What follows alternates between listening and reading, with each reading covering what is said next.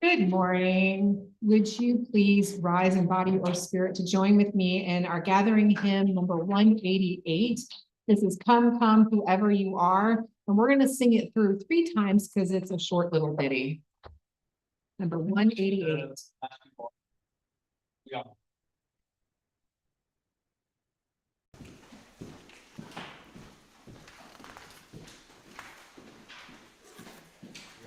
Mm-hmm.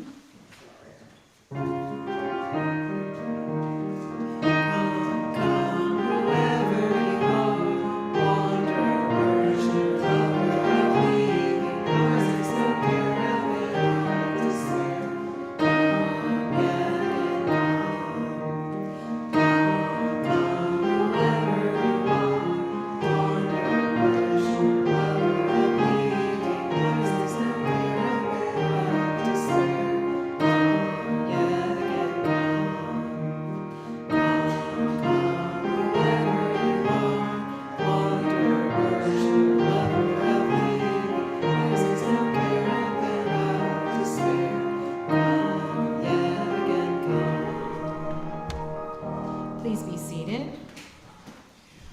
Welcome to the Sunday service of the Unitarian Universalist Congregation of Oxford. I am Reverend Sarah Osborne.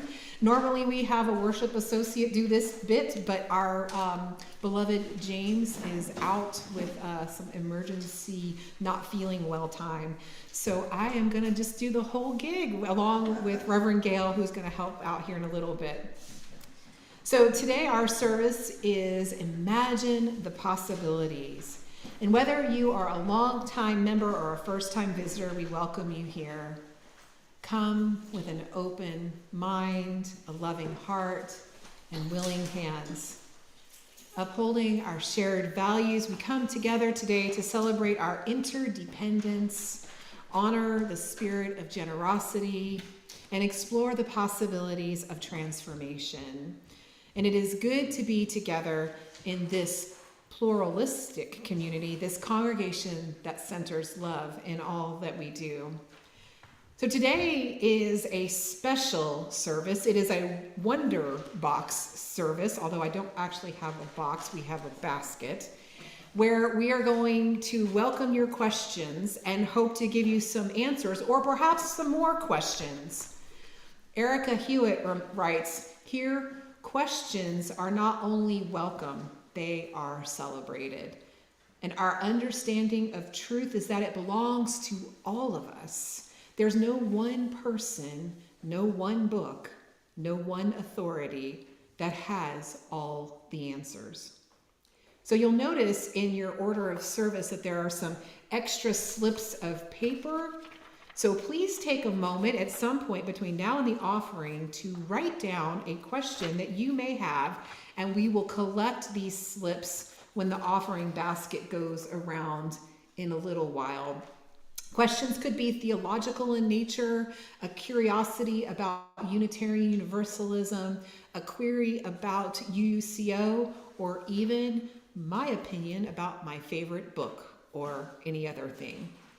We hope to have enough time to answer as many questions as possible today. And you'll also notice in your order of service the insert for our announcements. There's not much to say because we are kind of moving into summer mode. As you can see, everyone is on vacation and having a good time out in nature, hopefully. One thing I want to turn your attention to is the congregational input for our next program year. If there's something you just really want to see happen, if there is a topic that you really want to explore, please let me know. You could even write it down on your question slip on the back or somewhere that you're like, I really want to see a service on this particular topic, and we will take that under advisement. Yes. Sure, please. Initiative. They're on the back share. Take one or more, or if you have places you can share, take more than that. But they're free, please use them. Each day has a little bit about Black history or the history of other marginalized groups. It's very, very important. And Mary Cahill has brought a forest with her, and she is giving it away. In the back, under that picture on the wall, there's a bag of little baby trees. Is that right, Mary? So all kinds, she says. So feel free to pull a little sapling out and take it home with you and plant somewhere that you would delight in seeing that grow. And then another thing coming up, so I will be gone for the month of June. I will be traveling on study leave and going to the Unitarian Universalist Association General Assembly in Baltimore. So I will miss you all, but I will be back July 6th, not my normal second and fourth Sunday as a part-time minister. I will be here the first Sunday in July, July 6th, and that is also going to be UUCO's annual cookout. So the board is going to be bringing all of the main dish grilling things, and we're inviting everyone else to bring sides and desserts. And we will also be celebrating the transition from the old Board of Trustees to the new Board of Trustees. So it's sure to be a fun and celebratory day for all of us. Okay, and now as a final reminder too, does anyone else have any announcements for the good of the congregation? No? Okay. Oh, Chris? I have a pencil here if anybody needs to fill out and needs a pencil. Thank you, Chris. I didn't think about that. Yeah, we should probably have some extra pens laying around if need be. They are in the baskets, so the baskets can go slowly. As a final reminder, grief, gratitude, and growth slips that look like this. They're blue. They are available up in the foyer. If you would like to share a moment, please write them down and drop them also in the collection basket when it goes around during the service so they can be read aloud later on. And so, my colleague Sarah Smiley says, we never really know what's going to happen in worship because worship is always a co-created experience. So in preparation for worship, I spend a significant time thinking about each element of the service, each pause, crafting every word of my sermon, the energy flow of the service itself. And then on Sunday mornings, the Spirit moves that script and everything comes to life. And when we take that first inhale together and then exhale, singing that first word of the first hymn together, we breathe life into this shared experience. And so today, the way worship is being co-created and experienced is all the more true because I do not have a finely crafted sermon for you all today, although I did come with extra questions if needed. I will be answering your questions in real time, and Question Box Sunday is a tradition that goes back to at least the 1970s in Unitarian Universalist congregations. Curiosity and inquiry are part of our tradition. And so now let us enter into a time of sacred celebration with these words by Krista Flanagan. What if everything always went according to plan? At first, we might accomplish more of what we think we need to accomplish. And it may seem less stressful at first, being able to anticipate what happens next. But after a certain amount of time, and that amount would vary from person to person, the once comfortable predictability would become less comfortable and, well, boring.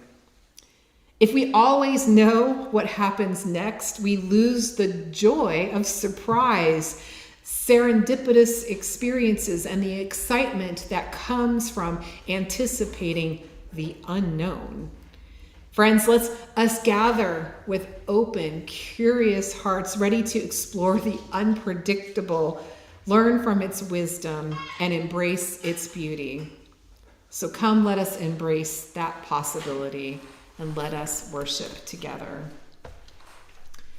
In recognizing the promise and love held within this community, let us offer one another a gesture of holy hospitality. You are invited to share a moment with the folks around you.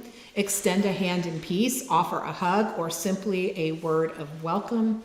And as a practice of consent, if you would prefer not to engage in this ritual, simply place a hand over your heart and folks will honor your choice. And now, if you would, please turn to the person on your left or your right and briefly greet your neighbor. It's going to be great.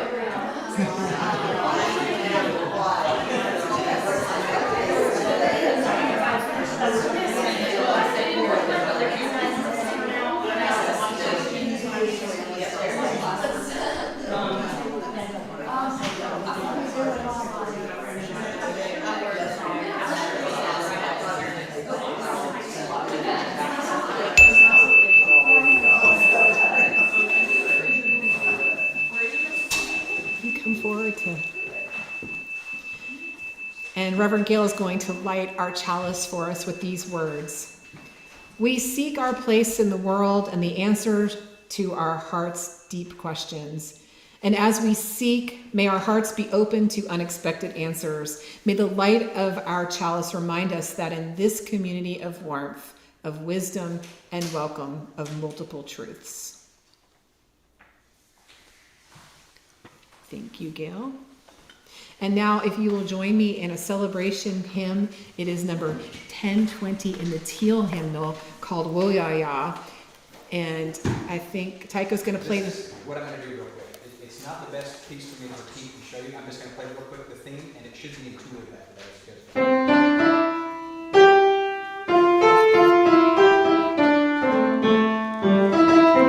Basically goes like that. Okay. And there's a part where you sing Woyaya.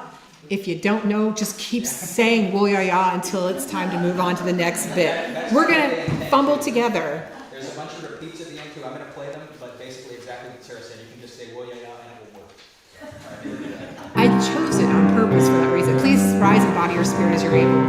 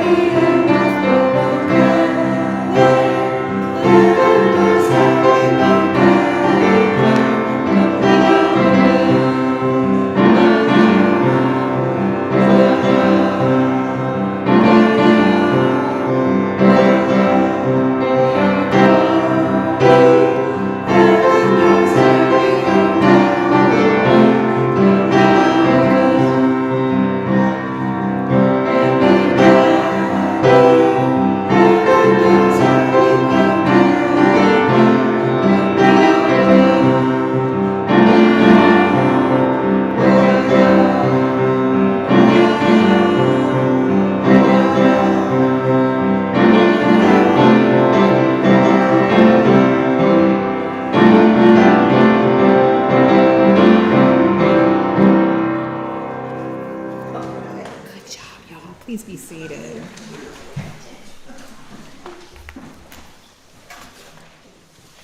And now, this is very fitting. I have a time for all ages.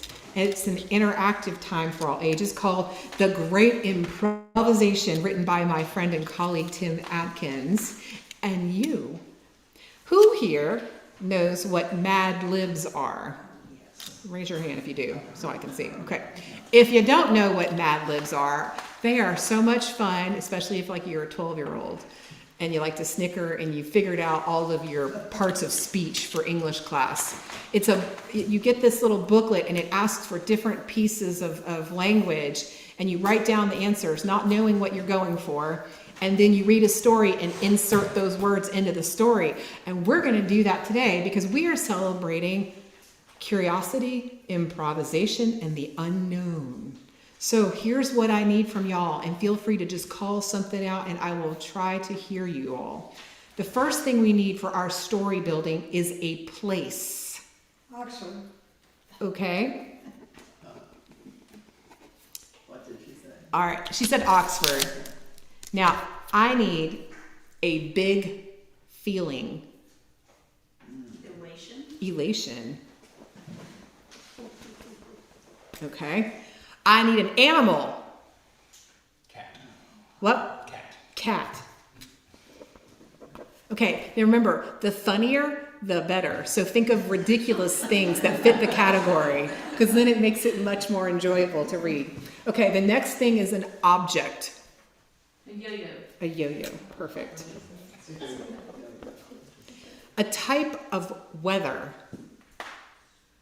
Sandstorm. Sandstorm. I like that one.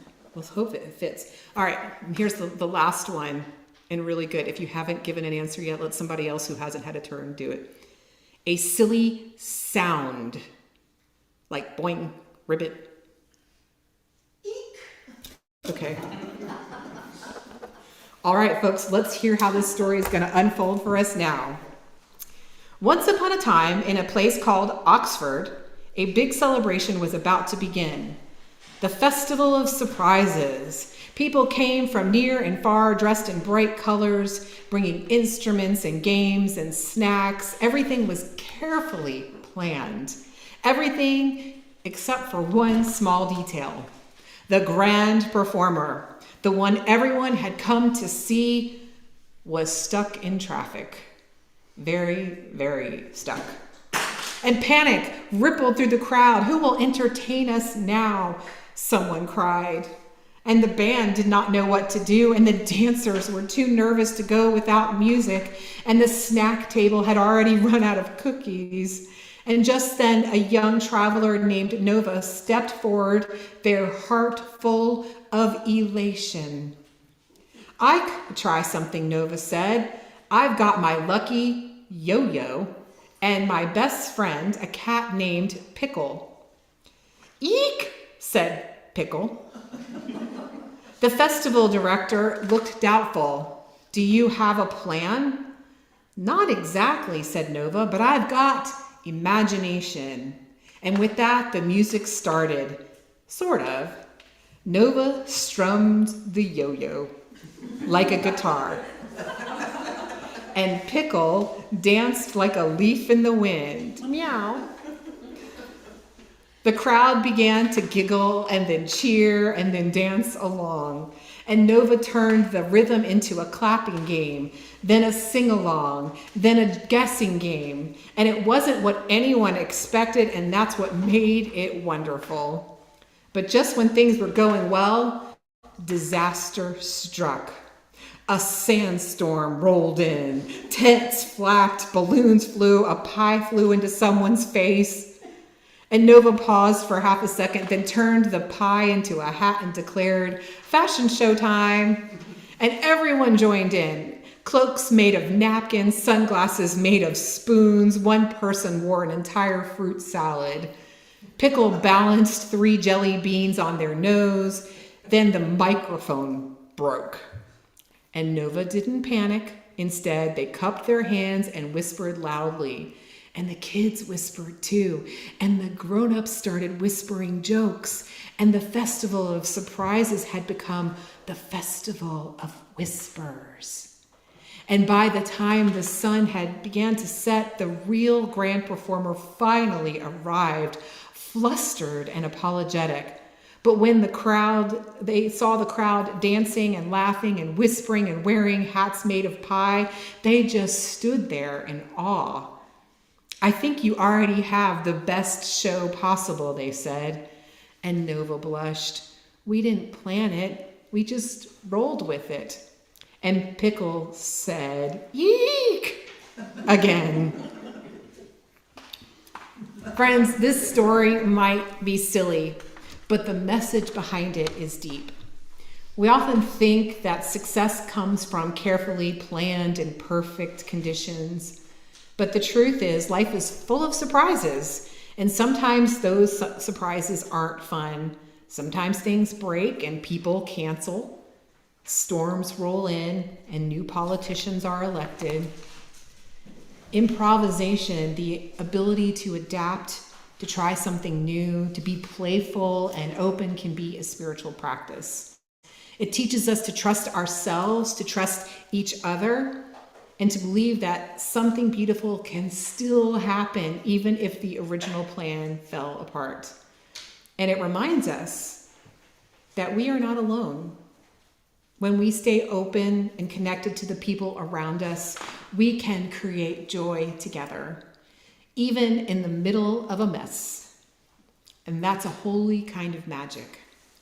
So the next time something unexpected happens, like me needing to do this story today, pause, take a breath, then, like Nova, pick up your lucky yo-yo and see what kind of new joy you can create.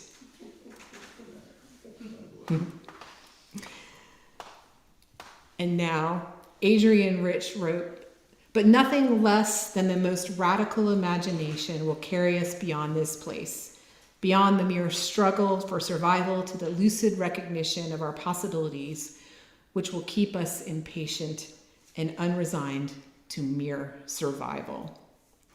And at UUCO, we celebrate imagining possibilities and wonder as a spiritual practice to help us not merely survive, but to thrive. And we extend our practice to help the larger community to flourish as well.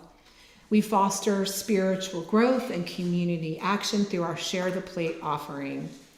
So let us sustain this mission in our institution by giving generously of our treasure. And as always, our collection is split with half going to our monthly Share the Plate designee and half going to support UCO. Now, our Share the Plate recipient this month is the Gordon Community Center, which serves the citizens of Lafayette County by providing educational programs for youth in the form of its Abbeville School Educational Summer Enrichment Camp, and for adults by providing legal clinics, job opportunities, and career development through the 2020 Vision Trade School. Also, please remember to drop any question box questions or notes of grief, gratitude, and growth in the offering baskets as they go around. And now our morning offering will be gratefully received.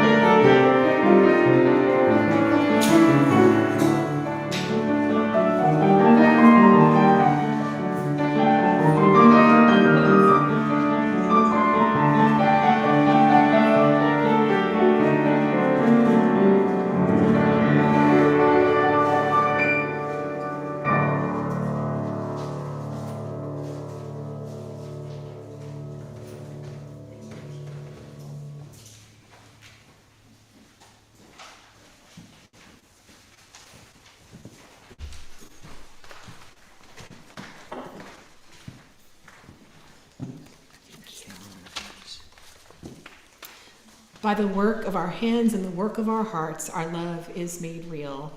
May we be grateful for all that is given and grateful for all that is shared. And now I offer a prayer for Memorial Day. Each week we bring our joys and sorrows to this community, that our sorrows may be carried with the support of others and our joys may be magnified. And on this Sunday before Memorial Day, there is one great sorrow that we collectively share, the sorrow of those individuals in the armed services who lost their lives in war. Today, we remember them and grieve their loss. We remember those who joined the armed services by choice and those who had no choice. We remember those who fought in wars with just cause and those who had no just cause. We remember those who sacrificed their lives for wars they believed in, and those who sacrificed their lives for wars they did not. We remember those who have gone missing and were never found. We remember those civilians who have died as collateral damage in wars. We remember the loved ones that lost and those who have been left behind. And we pray for world leaders that they make wise choices that prevent wars.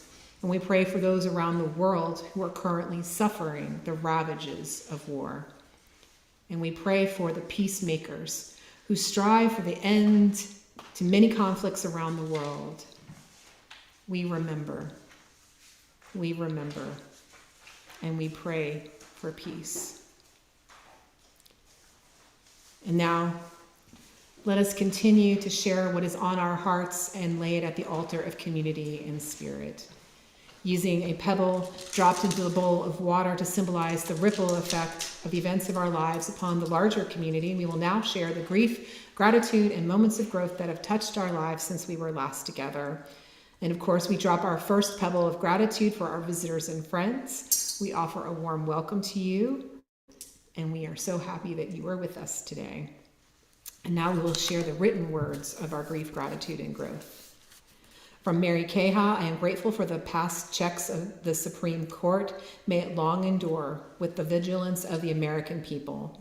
Thanks for the positive energies directed towards Michael and Betsy Leon and Angie and Harold Bromette and Tom Keha. And from Ellie McClellan, a pebble of grief. Whitney Wages is in the hospital, quite ill and with an unknown diagnosis at this time. Please hold her in care. And there is also a card in the foyer for anybody that would like to send a well wish. And then another pebble for James Spoker, who is our scheduled worship associate today, who is out with some allergy and asthma issues, but they'll be okay. It's just a rough moment. And then a pebble of grief from Gail and Pat. Gail and Pat ask for prayers and good thoughts for the Sutter family who lost the 2 family members in the last 2 weeks. Our heart is very heavy for that.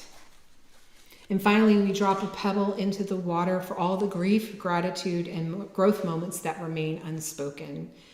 All that we hold in our hearts for ourselves, for each other, and for this world is held in this community and by a love that is limitless.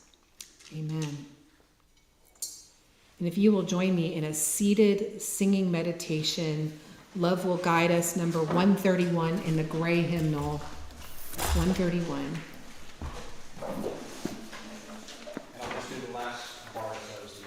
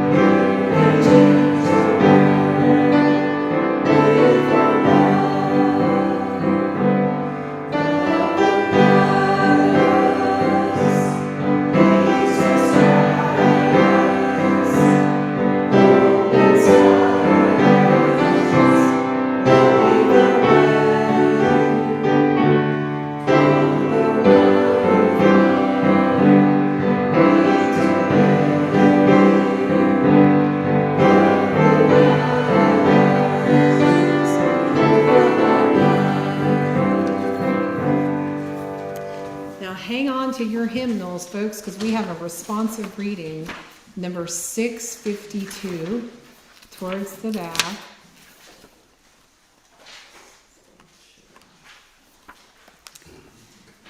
I will read the first regular font, and you can read the italics. This is number 652, The Great End in Religious Instruction. The great end in religious instruction is not to stamp our minds upon the young, but to stir up their own. Not to make them see with our eyes, but to look inquiringly into not to give them a definite amount of knowledge, but to inspire a fervent love of truth. Not to form an outward regularity, but to touch inward springs. Not to bind them by ineradicable prejudices to our particular sect or peculiar notions. But to prevent them from partial, conscientious judging of whatever subjects may be offered to their disposition. Not to burden the memory, but to quicken and strengthen the power of thought. Not to impose religion on them in the form of arbitrary rules, but to awaken the conscience when the Lord is present. In a word, the great end is to awaken the soul to excite and cherish spiritual life. By William Ellery Channing. Thank you. And then I have a reading from my friend April Browning. This is entitled The Fool Potential.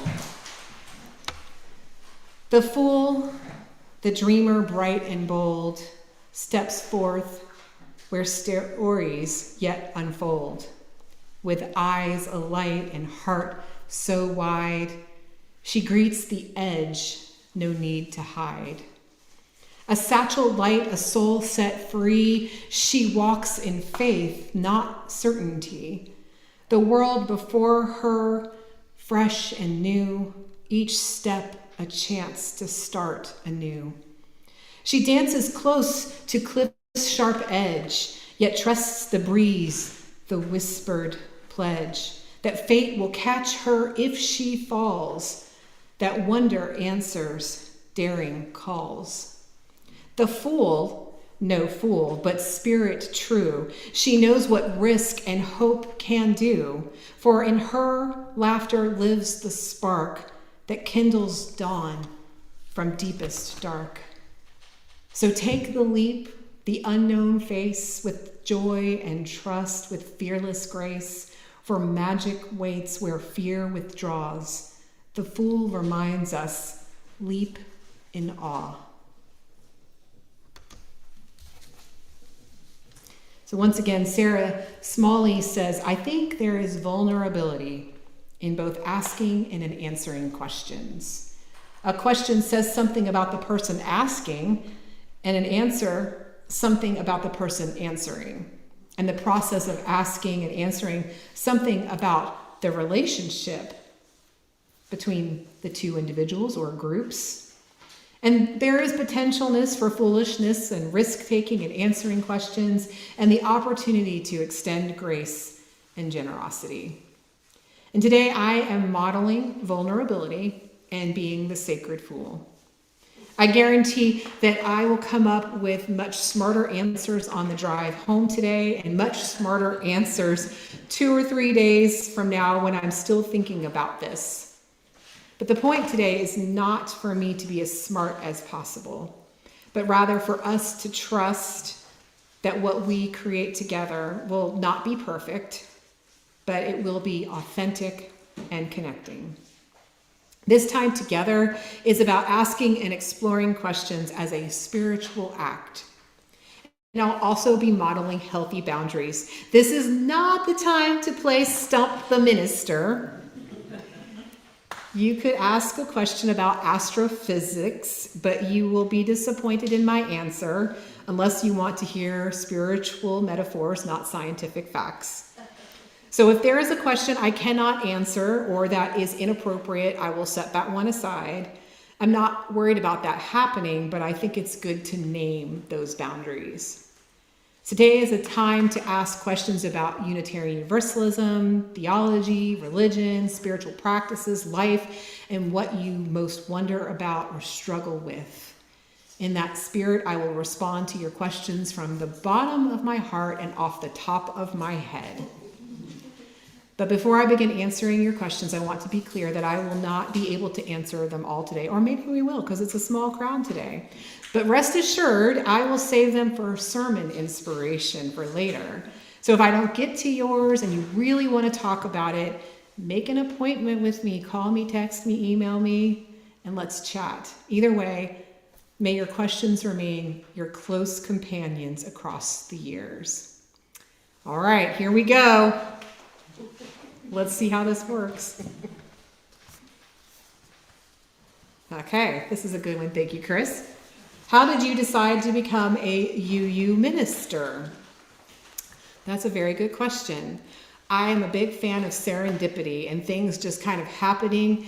And then when you look back on your life and you go, of course, that's how it all was gonna happen. This has been like the path since I was in the 2nd grade. It just didn't know it. It's like connecting the dots after you've already gotten to a place, and then you go back and go, oh, there's that road, and it's shaped like a rabbit. I knew that, so I became a director of religious exploration in 2010 for a UU congregation. And that job fell into my lap. I was serving on an RE committee, supporting religious education because I was a former teacher and I had kids. So naturally, that's how I got the gig of supporting a DRE. And then the DRE was leaving and they said, well, hey, could you fill in? And my fill-in became, well, could you stay a little longer? And then the minister was leaving and they said, you know what? You provide some excellent continuity. Can you stay even longer? And I said, sure. And 15 years later, here we still are, still doing that job on my other Sundays where I'm not here. But the minister, before he left, asked me to take a turn in the pulpit. And it was May of 2010. And I preached a Mother's Day sermon. It was the first one I had ever done. And it was incredibly transcendentalist. It was real up there in the clouds of theology kind of a thing. And afterwards, people said, that was really good. Have you ever considered going to seminary? And I was like, I really liked that. That was really great. And y'all may be asking, well, that was 2010. What took you so long? And the answer is my kids, because I was homeschooling my kids and they were my primary concern. And I was also working half-time as a DRE. And so I could juggle kids and work, and that was probably it. And then I was biding my time, learning, engaging with the wider faith, doing all I could to get myself ready for one day to go to seminary. And so I did. And so it was an eventual evolution for me to become a minister, and I'm really glad that I did, and I get to serve this beautiful congregation. So thank you for asking that question, Chris. Okay. This one's from Chad. What is our stance on recruiting new members? For example, at several public events that UCO has taken part in, I've thought we should have some sort of informational invitations to hand out. Yes. So I agree. And I don't think, in UU spaces and UU churches, there are wide ranges of belief and thought. We love our questions. We love our multiple answers. And so what's best for this congregation may not necessarily be best for other places. But here's what I think. We have long, as Unitarian Universalism, been hidden away. You kind of have to, wink, wink, nudge, nudge to find us. We are the best kept secret in this nation and in the world. To have a faith where you can say, I don't know the answers. I'm your leader, but I'm just as confused as you are. Let's take a stab at this and figure it out together, right? That's amazing. To have a pluralistic faith where you can say, you know what, this piece of Christianity resonates with me. I'm an atheist. That does not resonate with me.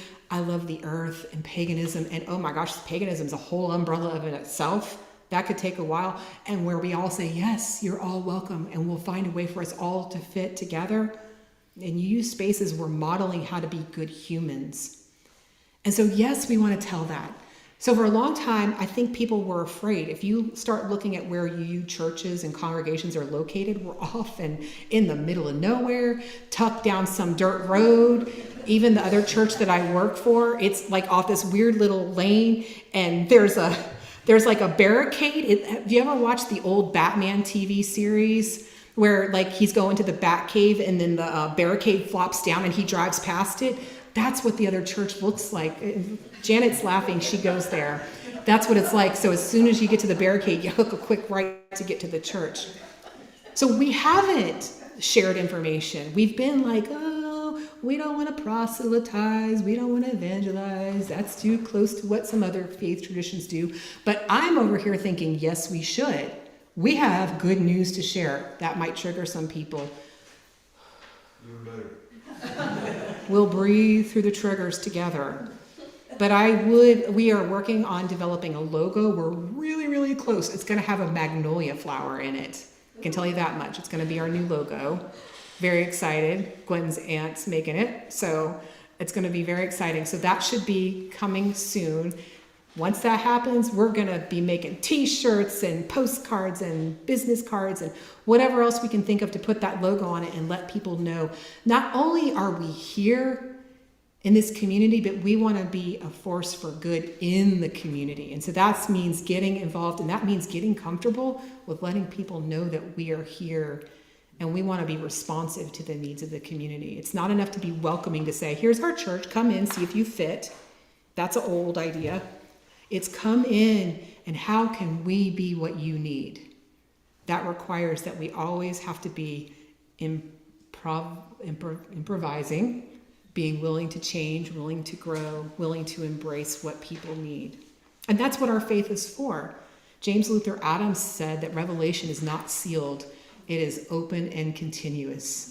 Therefore, that means we're part of a faith that's going to change. And that's uncomfortable because we like our comforts and we like our homeostasis. But we picked a faith that's hard to be part of because it's pluralistic and it's always changing and growing. Does that answer pretty well? Okay, cool.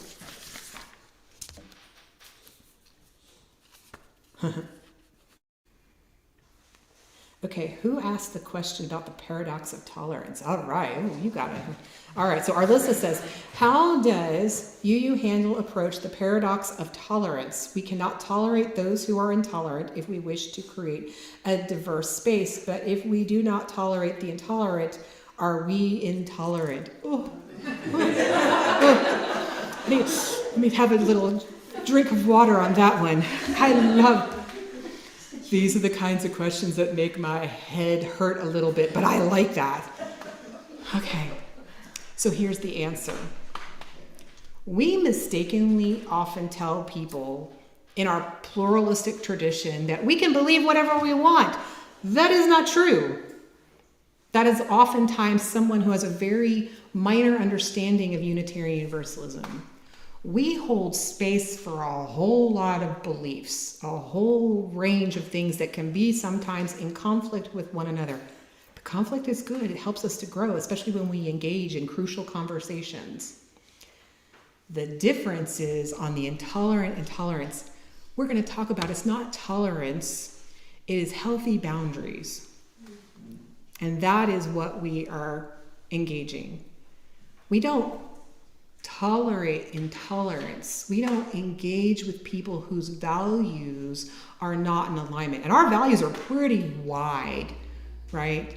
We believe in our jet pig over there, in case y'all haven't forgotten, our little jet pig over there helps us to remember justice, equity, transformation, pluralism, interdependence, and generosity. Those fueled by love. That's what the jetpack is fueled by. Fueled by love. Those are the big parameters that we can swim around. Those are the big boundaries. And then we have more boundaries that help define who we are as a community. Safety is important. Having shared values. We are a covenantal faith. We are not a creedal or dogmatic faith. That means what binds us together is our relationship to one another, being in right relationship. So if someone is being a jerk and they don't want to come into conversation with you and say, hey, this was really hurtful, and they're not willing to go, oh, I've really messed up, how can I get back in right relationship with you? Then they're outside the tolerance boundary. It's hard being a UU though, and engaging with people who aren't UU, because they don't have the same agreement about right relationship and boundaries. So you have to be in right relationship with yourself, and you have to have your own boundaries about what you believe is where people can come and then no further. And what informs that boundary is your values. And so I think we are not intolerant by saying no to harmful behavior. We are not intolerant when we say there is no room for people to come in and spew hate-filled language, or to say something that is so contrary to our agreed upon shared values. That is not intolerance, that is health. I hope that answers some of what you were wondering. Thank you. Thanks for clarifying that, because I'm afraid doesn't know that Good question. challenge those barriers. It is hard, and let me go out because I got plenty of time, and we got a few more. We have the 7 principles, which are in our gray hymnal. They're in the front if you want to look at them at some point, and our sources. And then recently, last year at our General Assembly, we said, you know what, we're going to amend that and put those values in, the JPEG in, right? That doesn't mean that congregations can't still uphold and love those principles. The values all have statements along with them, like what we covenant and what we promise to do together. The principles are beautiful, flowery language that just says what we think about in the world. And oftentimes people struggle with the first one and the 7th one. And the first one says that we all have inherent dignity and worth, that each of us is a gift simply by existing. And then our 7th principle is that we are all interconnected in a web of life. What happens to one happens to all. When we pull on a string, it pulls on others, right? And it's not just people, it's all things on this planet, right? So those 2 principles are bookends of our faith. And sometimes they're in tension with one another. How do we affirm someone's inherent dignity? Like maybe a certain politician who you're just like, nothing redeeming there. And then still hold that first principle, and then know that we are a part of a web binding us all together, that I'm actually connected to that person, right? That's hard. And the answer is healthy boundaries for all of it. We can say, yes, that person has dignity because they exist. But what they are doing, how they are living, is an out of right relationship with my values and out of right relationship with pretty much everybody on the planet. And they are pulling on strings in a very ugly, hurtful way that we are seeing the impact of currently in our nation, right? And so what do we do to stop them from pulling on those strings? They're still going to be in the web. But maybe we hold on to those strings a little bit tighter so that when they tug, it doesn't give. And that holding on to those strings so that they don't give, that's a healthy boundary. And that is where we say, you know what, we're going to pull back a little bit. In fact, now we're going to pull you back into alignment because you are pulling way over here. And that is what's beautiful about this faith. And we don't necessarily have the answers of how we're going to do that, right? This is very metaphorical. But metaphorically, that's what we're doing, and that's what we need to do. So thank you for that kind of follow-up. Here's from Carly. If an alien landed today and asked if humans are good, what is your answer? It's complicated. Humanity is complicated. And what is the definition? So I took a honors philosophy class in college, and man, it made my head hurt. So like Arliss's question, I'm like, head hurting question, that's like my class in college. I loved it and I hated it in equal measures. And I think that's how I feel about humanity, right? Like it's complicated. What is the definition of good? Who determines what that is? Our culture informs us. Our little Southern Oxford culture informs us what we think is good. We can have some agreed upon ideas as people. We all have to kind of like be in right relationship and agree upon a thing, right? So what is good? And an alien who knows nothing about us, what is their definition of good? Our version of good might be completely different. I think the important thing is to get to know people. Assume best intent, ask questions, watch how they behave, because that speaks louder than anything else does. Are you being kind? Are you serving others? Are you mindful of what other people need, or are you only for yourself? I love watching alien movies, and I see these ones that, you know, when they come down from outer space and all the humans panic and stuff, and War of the Worlds, and then there was that really good one with the guy that was from the Doctor Show. It was on TNT. I watched that for a really long time. Also applicable to the alien question is the zombie question, which there's a sermon there at some point. But I used to love watching The Walking Dead, only the first couple of seasons. After What's-His-Face was no longer on the season, I was like, I can't watch this anymore.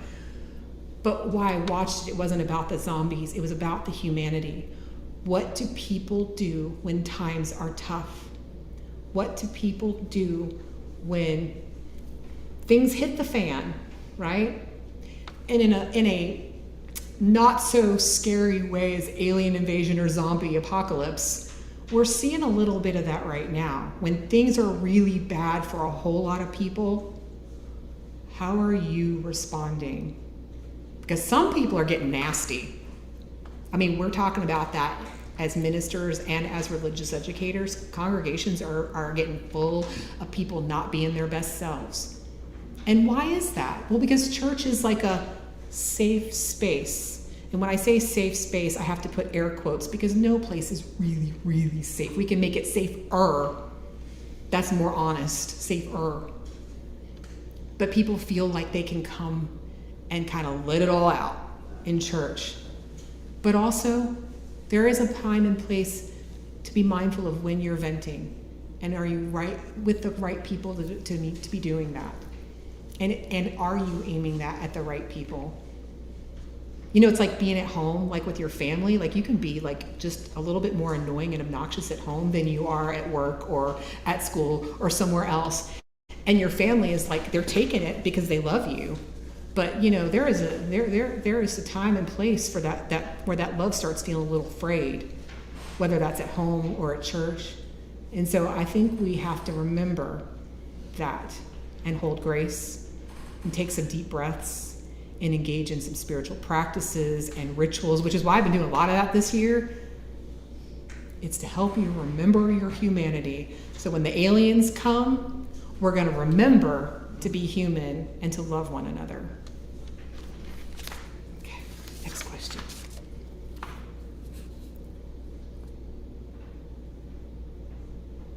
All right, Gail Tapscott, help me with your question. Well, I wanted to know suggestions for how we might interact with other religious groups. I know that a lot of people don't want to do that, but you know, I think that's a great idea. We can find larger numbers of people that think at least somewhat like us that we could do some things with. I think that's a great thing, and I want to see us do that more. I think we're, you know, stronger together. I mean, people keep hearing that like it's some euphemism, but it's really the truth.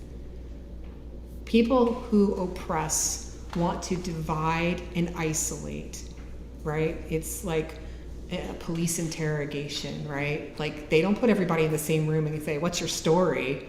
They isolate you, and then they want to see where the stories break down, right?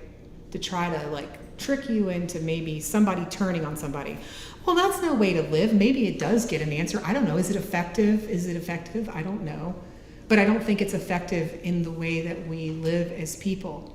And so to me, the better story is let's all get together in the same room and figure out what our story is and then move forward together. Transparent, no triangulation. You know, triangulation's bad. That's like when you have two people talking about the third person, or like, you know, I'm really not happy that Reverend Sarah is blah, blah, blah, blahing.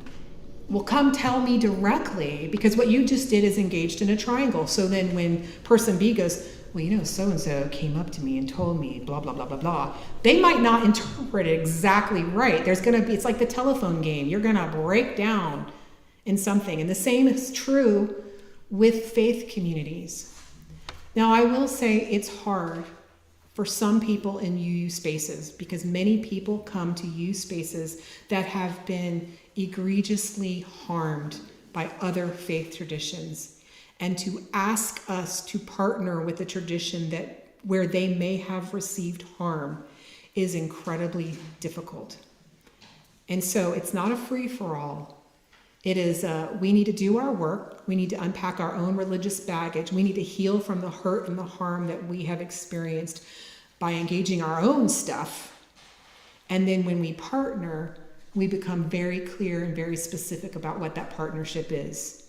Perhaps it is feeding the hungry. I don't think any of us can argue on feeding the hungry. So we find those common threads, and then we ask for respect of our diversity. And we keep mindful of the people who are most marginalized in the room, and we ask, what do you need? And we don't make assumptions. And maybe we educate our partners into that is the way to be. Because, best intentions and all that, but there's a lot of stuff that's steeped in white supremacy culture and characteristics that needs unpacking. And we need to be able to kind of gently, lovingly, with imagination and wonder and curiosity, say, hey, have you considered this? Because it'll be received that much better, I think. All right, Gwen, can we find a universal definition for the word progress? Again, that's like good. The word good. Like how do you determine progress, change, goodness? All of those things are so subjective. I think it depends. Like if we're going to talk about progress at UUCO, people talk about, we want our church to grow. We want our congregation to grow. Well, there's all kinds of growth, and there's a cool thing. If you look up the 5 kinds of growth in Unitarian Universalism, it's on the UUA's website. It's lovely if you're into that kind of nerd stuff, which I am. Numerical growth is only one kind of growth. That's like the numbers game. Like, are there, there's not very many people here today, but it's a holiday weekend. But on a good Sunday, we've been topping out over 50 because we are tracking that numerical number. So having 50 people in here on multiple Sundays over the course of the year is growth, I think, for UUCO, since I've been here at least. But does that account for our maturational growth, the deepening of our spirit, the deepening of our understanding of Unitarian Universalism, of our community relationship with each other and the wider community? So progress, growth, it's kind of subjective, but if we can agree to some terms. Now, again, I have a former life as an educator, special educator, so I wrote lots of IEPs. I'm all about writing benchmarks and accountability and things like that. But that's hard when you're talking about people and the complexity of the human experience. So I think there has to be a dialogue and a mutual understanding of what do we feel helps us to understand progress. And you may be talking about more global progress, but we could be here a whole year talking about that. What are some UU outings you would like to see the congregation do informally or everywhere, and where might we discuss these places? That's a great one. So on July 5th, we're having a leadership gathering. If you have ideas, you can either send it to me or you can show up that day and say, hey, here's what I think we should be doing. Or here's the thing I would like to see happen. I think getting out visibly, like Chad was saying, and have stuff to hand out, figure out we're small and mighty, but what are the best bang for our buck? Like showing up at the International Women's March. That was a huge opportunity for this little congregation. I would love to engage more with the college because it's here and those are, individuals who are doing a whole lot of learning in a lot of ways. And I think that would be great to be involved. And then I like to do, we got to feed our fun and feed our souls as well as all of the work of justice. That's my big drum to beat, is that for us to be activists, for us to be justice oriented, we also have to be at the same time nourishing ourselves, put the oxygen mask on first. And that's why we come here to pulse check, get right with one another. So yeah, all the things, spiritual practices, I want to know what feeds your soul so we can maybe try it out. I've tried to sew, I can sew, but I've tried crocheting. And let me tell you, there's a whole sermon, it'll probably come out in September, about me trying to crochet. Not my spiritual practice, but I applaud everyone who loves it. And I admire all the things that people create. I can only make a very misshapen hat. Mary, what are you doing to preserve separation of church and state? Should the 10 Commandments be posted in public schools? Christian prayer at public school more? Yeah, so That's a whole big issue, isn't it? That in the South is especially blurred, and it makes me upset when I see that blurring of the line of separation in church and state. I think some people don't really understand what that's about. So I think part of the answer is to educate, but not in a obnoxious kind of, well, we know so much better than you, because that just turns everybody off. So finding a way to engage in a conversation. And I really like the wondering, the sacred fool attitude of, well, why do you think we should be doing this? How do you think this uplifts the separation of church and state? Why was that put in their Constitution? If we ask questions, maybe they might come to the answer themselves. All right, one last one, and we're really over time. Well, that's a little fast. From Gail, how do you balance seeking to meet the present needs of the congregation with keeping an eye on future needs? And that is a very tricky thing to do. To be in the moment and looking forward, it's almost like I gotta have one eye this way and one eye this way. It's no easy task, but I think engaging with church leaders and always refining that answer, like, what are our goals? I think it's important to have goals. I think it's important to say, this is where we want to go right now, and here's where we think we want to go. And then we just kind of ooch towards each reality like this till we meet somewhere in the middle. And then it is a constant refining, because a minister friend of mine told me one time, did you know that the average makeup of a congregation flips over about every 5 years? I mean, you have your core people who are here forever, but then you've got a subsection that will be different every 5 years. So that question's really important to engage about every 3 to 5 years, because you've got different people, different needs. And if we keep referring back to the needs from 7 years ago, they might not actually be serving the people who are here now. And so that's what we have to constantly be doing, is checking in. And you all can ask each other and have that conversation together, like, hey, what do you need? What do you need? We're pretty good about that, like, on the practical level, but like, what do you need in here? And maybe you don't know. And that's also why we come here, to kind of fumble around together and discover. And as my beloved professor, Dr. Mark Hicks, says, we're going to talk our way into knowing. I excel at that one. If I talk long enough, I'll come to the answer, as you've seen today in my ramblings.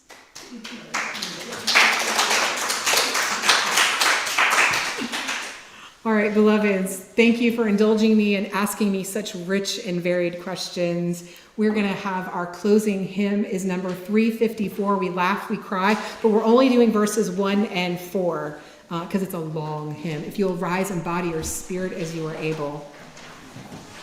I'll do the last couple bars. It's a pretty intuitive song. We've done it probably a couple months ago, I think. It should be still fresh.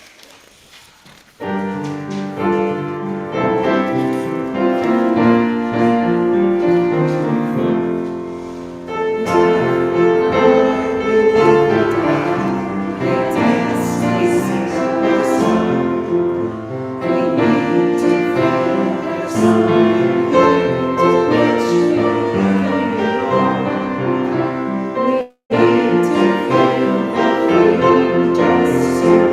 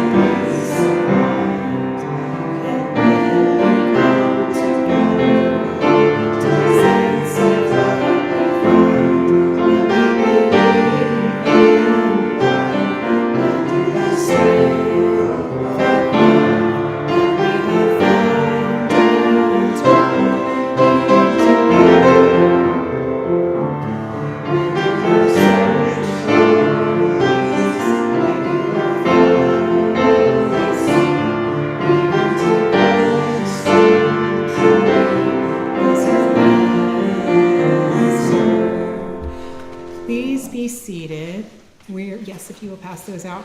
We are going to continue our monthly candlelit vigil to guide our journey into peace. And as candles are passed around, keep your order of service handy for our words for our benediction, because we're going to sing those with our lit candle. So hold the candle in one hand and your order of service in the other, maybe fold it back. And remember, as you are lighting, which I'm going to do right now,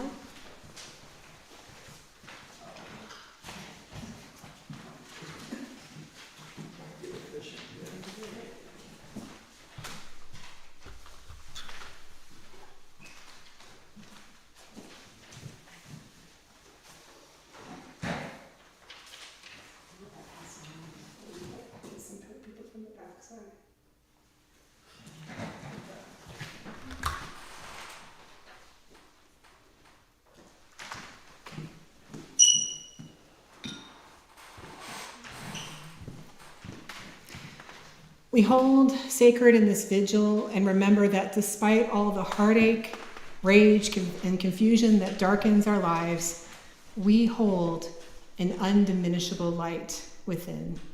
And some may try to blow out our candles, they might try to suffocate our flames, but we can rekindle them again and again to proclaim with abundant truth that we are worthy as we are.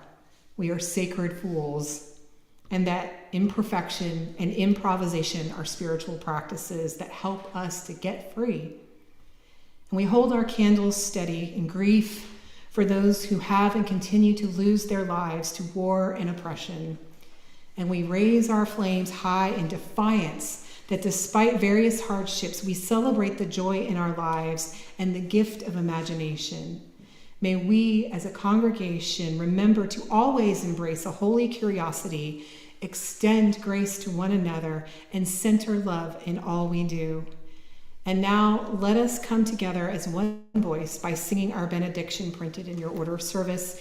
It's hymn 1057. It's printed. Go lift it up. And we're going to sing it through twice.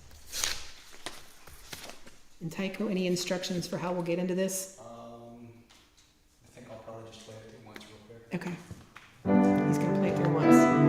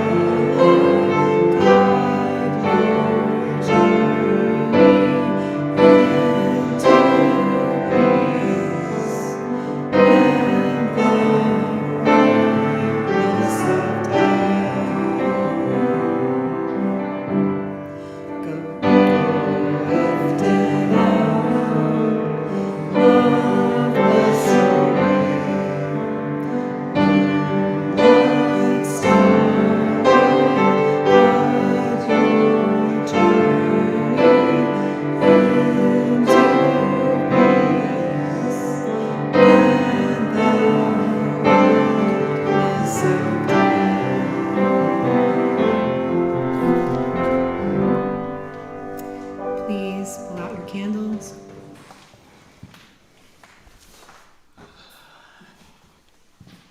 Now let us end our time together. Let love bless us on our way by reciting our congregational blessing, also printed in the order of service. Go in peace, believe in peace, create peace, be peace. Blessed be to you all, and enjoy some snack time. And please put your candle back up here when you can.